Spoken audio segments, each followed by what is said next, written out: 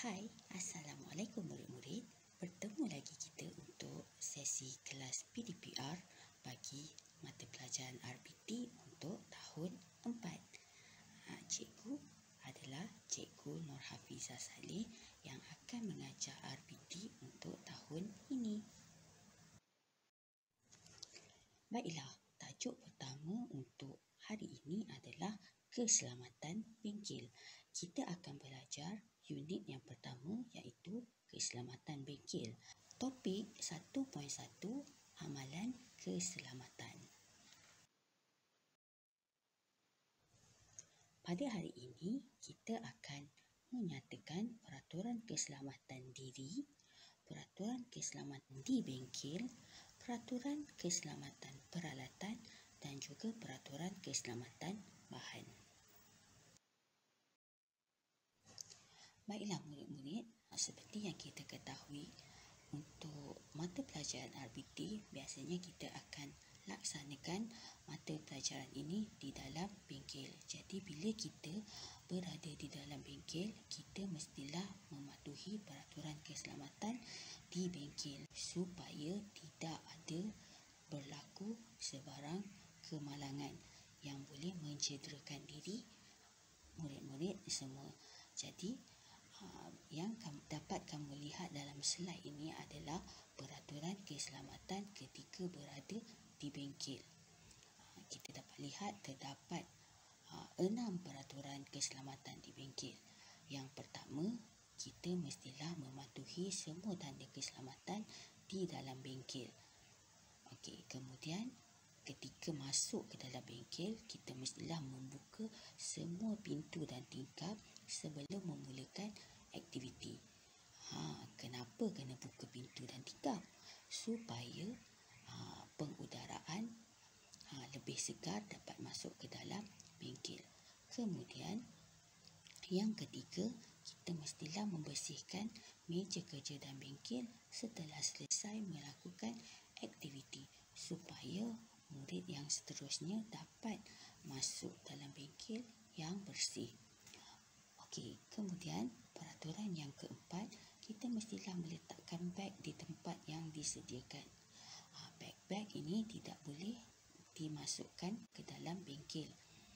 Kita mesti letakkan di luar bengkel sahaja.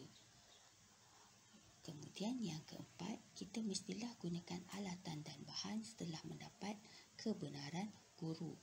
Jangan gunakan alatan dan bahan tanpa kebenaran guru. Kemudian arahan yang keenam, kita mesti mematuhi arahan dengan makluman daripada guru sebelum masuk ke dalam bengkel. Baiklah, kita lihat semula peraturan keselamatan bengkel. Yang pertama, dilarang masuk ke dalam bengkel tanpa kebenaran guru. Kemudian, pastikan semua pintu dan tingkap terbuka supaya bengkel mempunyai cahaya yang cukup dan pengudaraan yang baik.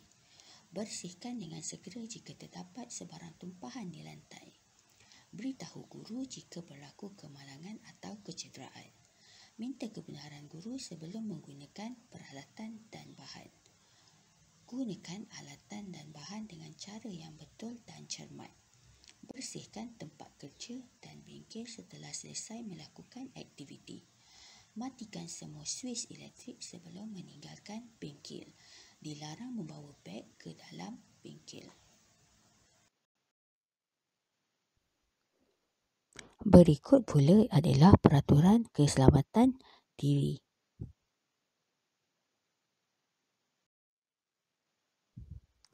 Baiklah, untuk peraturan keselamatan diri, antara peraturan yang mesti dipatuhi, yang pertama, kita mesti mematuhi semua peraturan semasa menjalankan aktiviti. Yang kedua, jika kita memakai tudung, kita mesti memasukkan tudung ke dalam apron. Kemudian ketiga, bagi yang tidak memakai tudung, kita mesti memastikan rambut diikat dengan kemas. Okey, kemudian yang keempat, kita mestilah gunakan alat pelindung diri. Yang kelima, kita mesti pakai pakaian dan kasut yang sesuai. Kenapa kita mesti pakai kasut di dalam bengkel? Supaya sekiranya ada barang-barang yang terjatuh ke atas kaki kita tidak akan menyebabkan kecederaan yang teruk sekiranya kita memakai kasut yang sesuai. Kemudian tinggalkan atau masukkan tali leher ke dalam apron. Ini bagi yang memakai tali leher. Yang terakhir, kita mesti mencuci tangan dengan menggunakan air dan sabun setelah selesai melakukan aktiviti. Seterusnya adalah peraturan keselamatan alatan. Alatan di dalam bengkel RBT hendaklah digunakan mengikut peraturan yang telah ditetapkan. Yang pertama, bertanya dan minta tunjuk ajar guru sebelum menggunakan alatan. Kedua, kita mesti berhati-hati semasa menggunakan alatan supaya alatan tidak rosak dan tidak berlaku kecederaan. Kemudian yang ketiga, kita mesti melaporkan alatan yang rosak atau hilang kepada guru. Sekiranya kita sedang menggunakan alatan tu, kita dapati alatan kita rosak, kita kenalah cepat-cepat beritahu kepada guru. Yang keempat, kita mestilah bersihkan alatan selepas digunakan. Kenapa kena bersihkan? Kerana untuk memudahkan orang lain selepas itu untuk menggunakannya dan juga untuk menjaga alatan itu supaya tidak berkarat dan sebagainya. Kemudian yang kelima, kita mesti simpan alatan di tempatnya semula setelah digunakan. Supaya alatan ini tidak bersepah-sepah dan hilang. Kemudian seterusnya, kita mesti menggunakan alatan dengan cara yang betul. Biasanya sebelum aktiviti bermula, cikgu akan menunjukkan cara yang betul. Pada masa ini, murid-murid hendaklah menumpukan perhatian supaya ketika menggunakan alatan itu, murid-murid dapat menggunakan alatan dengan cara yang betul. Dan yang paling penting, murid-murid dilarang bermain dan bergurau semasa menggunakan alatan. Ini untuk mengelakkan kecederaan. Baiklah, di dalam bengkel terdapat pelbagai bahan yang mudah terbakar, mudah rosak dan berbahaya. Berikut adalah peraturan keselamatan bahan yang perlu dipatuhi. Yang pertama, kita mesti bertanyakan cara penggunaan bahan yang betul kepada guru. Yang kedua, simpan bahan yang berbahaya dan mudah terbakar di tempat yang selamat. Yang ketiga, mestilah berhati-hati semasa menggunakan bahan yang berbahaya. Jangan bergurau ketika ini, ya.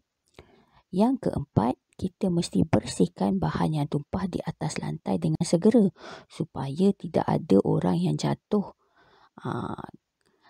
Yang kelima, gunakan bahan dengan berhemah dan cermat. Bahan-bahan ini harganya mahal ya murid-murid, jadi kita kena gunakan dengan cermat. Dan yang terakhir, simpan bahan yang mudah rosak di tempat yang sesuai. Baiklah, slide ini mengimbas semula dua peraturan yang kita telah pelajari, iaitu peraturan keselamatan peralatan dan juga peraturan keselamatan bahan. Murid-murid boleh lihat semula peraturan keselamatan peralatan dan juga peraturan keselamatan bahan. Jadi, setakat ini dahulu pembelajaran kita pada hari ini. Murid-murid selepas ini bolehlah menjawab kuis yang telah cikgu sediakan.